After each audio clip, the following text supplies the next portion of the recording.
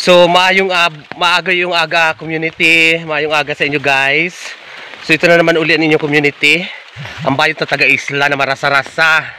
Nandito kami ngayon sa bukid kaya para makita namin kung ano yung pinsala ng landslide dito sa amin. Sa lupain ni Father, sa lupain ng mga kuya ko. Kaya dito sa amin mismo ni landslide. So dito na kami, pababa na kami ng bundok. So malapit na kami sa pinag-landslidean, sa mga pinangyarihan ng landslide. So galing na dito sila kuya kanina.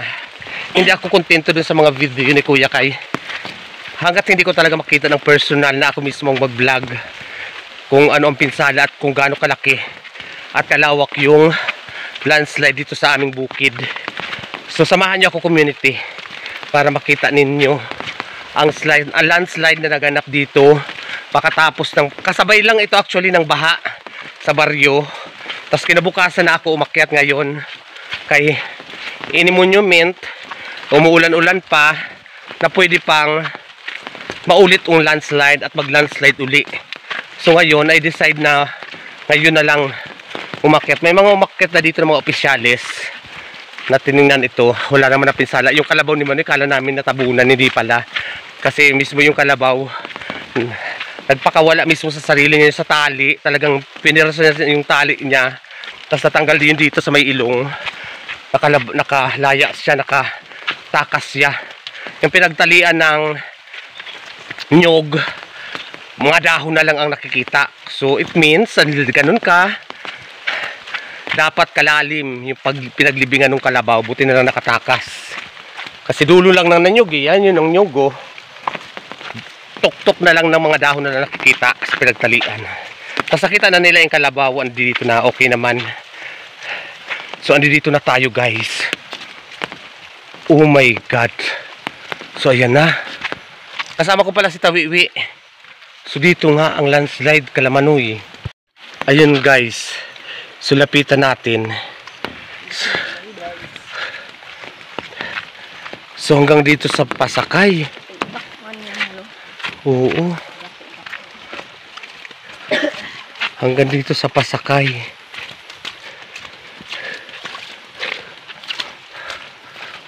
Kunay ni lunan. Kain. Kini. Kain. Kambimbi ini ho lunan. Para dito bimbi na. Oo, bu. Dalunot. So dito na kami guys. Ayan yung landslide. Natabunan yung pinaka-irrigation. So dito na naggawa ng sarili niyang agusan. Ayan yung daan na natakpan na. Ito na yung Kaladudoy. Ito yung Palayan.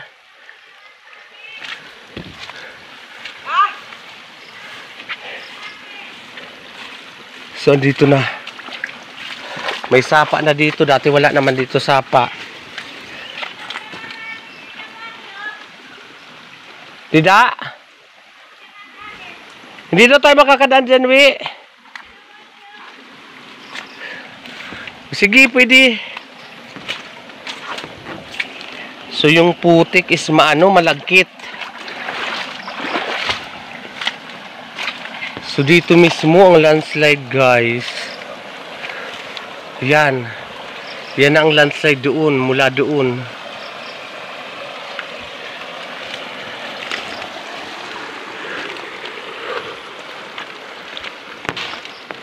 Dito tayo daan. Mga saging na to guys na inano ng landslide. So dito tayo ngayon sa personal sa landslide.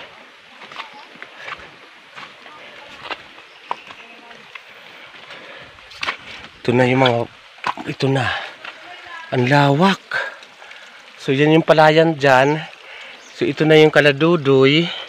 Ito ng Kalamanoy. So dito nagmula ang landslide, ang lalim na. Ayun, doon, mula doon. So lapit pa tayo ng konti. Oo.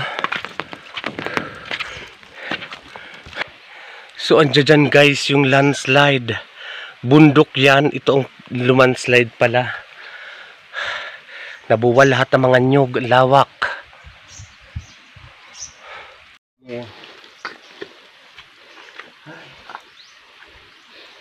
So yan guys, nandito kami sa pinangyarihan ng landslide.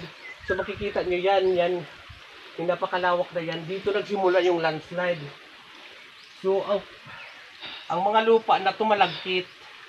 So talagang bago pa lang. Napakalawak. Yan o. So nakakatakot. Guys, yan yung mga na landslide. In monument, pagpatuloy pa rin ang ulan dito guys, babagsak pa yung ibang part na yan. So umuka. Oh my God. Ang lawak. Tapos yung lupa na to, malambot pa. Oh. Napakalaki ng pinsala dito sa lupa ng kuya ko to, kan Dudoy. Ay, kan Manoy. Ikot mo, Bi. Ganyan. Yan. Isulik mo syokin. So yan guys, ikot-ikot pa tayo dito. Punta tayo dun sa bahay ng atik ng kuya ko doon sa may babuyan. Para makita nila. Talagang babaon pa talaga yung ano mo. Sa ano. Ito puro tunyog guys. Puro nyog yan. Mapapansin nyo lahat ng mga nyog nadala papunta dito sa baba. So pag maraming nyog, marami din silot. So manilot kita guys. Wala na tayong magagawa pag ang kalikasan na ang nagdesisyon. Wala na tayong magagawa kung hindi tanggapin na lang. So dahil sa maraming silot, magbuko tayo guys. Punta ng mga buko. Ay! Sakit sa paa.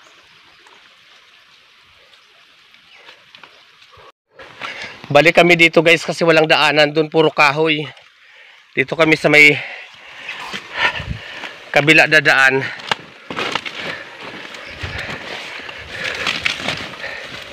Kasi yung lupa malambot pa. Parang ano, laboy.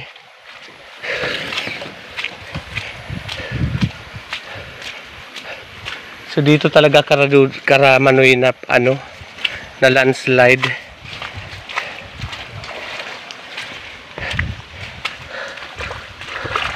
Lamig ng tubig, galing to pa sa bundok na tubig na to. O di ba tapos ang ulan pero may rumaragasa pa din ang tubig. O yan o, dito nagsiksikan ng mga nyog na nadala ng landslide. So maraming buko to dito, wiwi. So natabunan dito yung parang ano dati, yung sapa, natabunan, naggawa ng panibagong sapa. Kuha ka ng ano, para makaigop tayo ng sabaw. Ayan na, higop kami ng sabaw ng buko. So kung makikita nyo na yan guys, mga puno yan na nabuwal. Doon galing. Ayun o, ayun yung landslide. Doon galing ang landslide. So mga puno na to na nagsiksikan sila dyan. So ito ng palayan. Habo sabi. So ang irrigation, natabunan din ng landslide. Ito yung landslide na punta dito. Napunta dyan. So ito yung palayan. Ito yung irrigation, natabunan din dito ng putik. So yan, naputikan na din yan. Tapos naiba yung sapa. Ang sapa kasi dito dati. Tapos ngayon nandiyan na. Yung si Wiwi. Ang pakinabangan na lang namin dito is buko. Nano na? Kalawak ng landslide. So dito kami ngayon personally. Kasi hindi ako maano. May video na si kuya kanina. Hindi talaga ako mapapakali hanggat hindi ako nakarating dito na maano namin yung mismo yung landslide. Makita ko personal at para maipahagi ko mismo sa inyo na ang landslide na nangyari dito sa isla ng Barangay Banila, Visares Northern, Samar. So ayan oh. So wala nang daanan dito. Yan ang daanan dito eh. Ano na to dati is palayan na to. Dito na ang daanan. Naging bundok ito, dati patag yan dyan. Naging bundok yan ngayon oh. Naging bundok na ito dito. Ang irrigation natakpan na. Didi kita, wi! Kuha kami ng buko. Bayaw na! Didi hudamuon man ng kuan. Di hudamuon. Ayaw na, didi kay masukal. Ato na. Lumusot na ang akong chinilas. Oh God. Ganon kalambot. Ay. Ganon ka ano ang lambot ang ganon kalambot yung ano. Ay. Ganon kalambot yung lupa. Na pwede ka talagang mabaon sa lupa. Ay. Malambot, wi. Kaya nakabili ng adi na ano ko nga. Ayun! Ay! Aray ko. Papayong-payong pa kasi ang bakla. Malalim. Wait lang.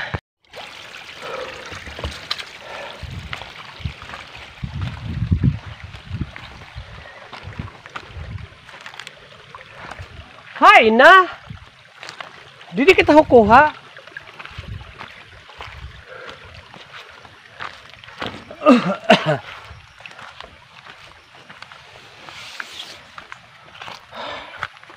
Ha? Lagi man, didi ho. Ha? Didi kay kuan dida. Laboy. Didi na laho. Iyay. Laboy doon sa dagihan ko. Painom muna ako sa baw. Kauhaw. Hala, kuha ka pang kutsara. So yan guys, so patag yan dati, ngayon naging bundok na. So doon nanggaling ang landslide. Diyan sa naging kalahati na ang bundok. Kung mapapansin nyo. Yan sa kabila niyan guys, doon na yung baryo namo. Tapos ito na dito sa palayan. Hanggang dito ang landslide oh. Hanggang doon yung makikita yung putik na yan. Hanggang dyan. Tapos di na ano. Ta. Aw.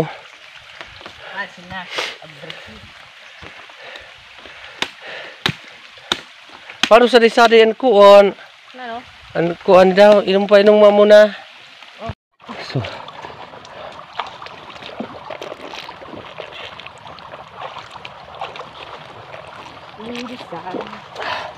Sarap guys.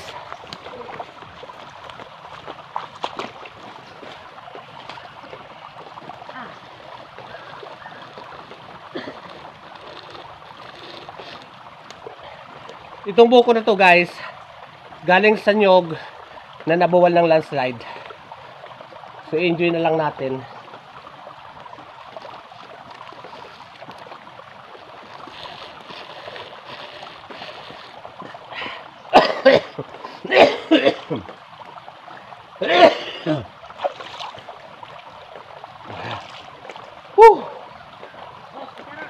Hain. Didi kan kita ho.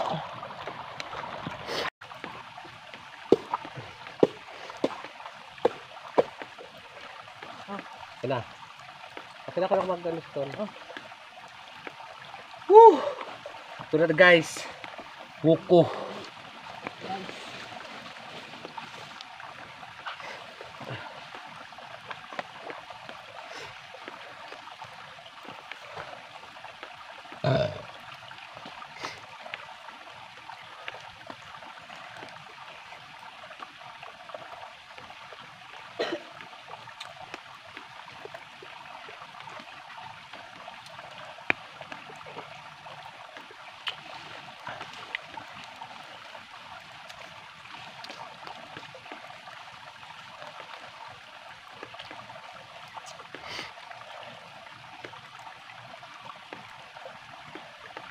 Bago ako pumunta dito guys, pinakain ko muna si mother kasi may sakit pa rin si mother. Ang maganda lang sa kanya, nanghihingi na siya ng pagkain. Pero hindi pa niya kaya kumain na solo lang ka. Inaano ko, kailangan subuan pa.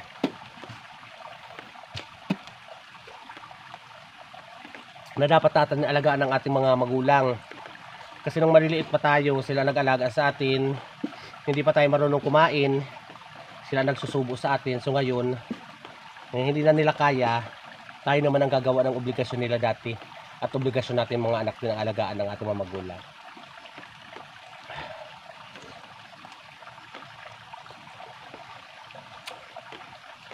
Dadalang ko dapat nito, kaya lang may sakit pa, hindi bawal sa kanya. Dadalang ko sana na buko, mahilig sa buko sa mother. Uy, kuha ka pa! Bitin!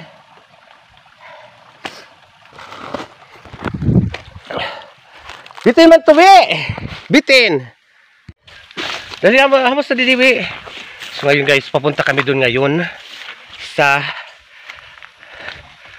bahay ng kapatid ko. Tingnan ko yung mga baboy niya dito.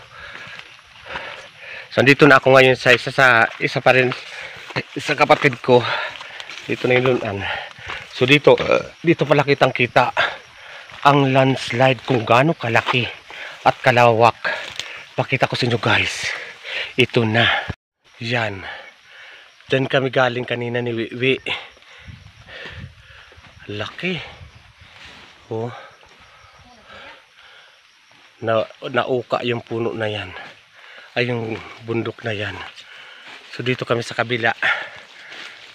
Dati yan dyan ang daanan. Tabunan na.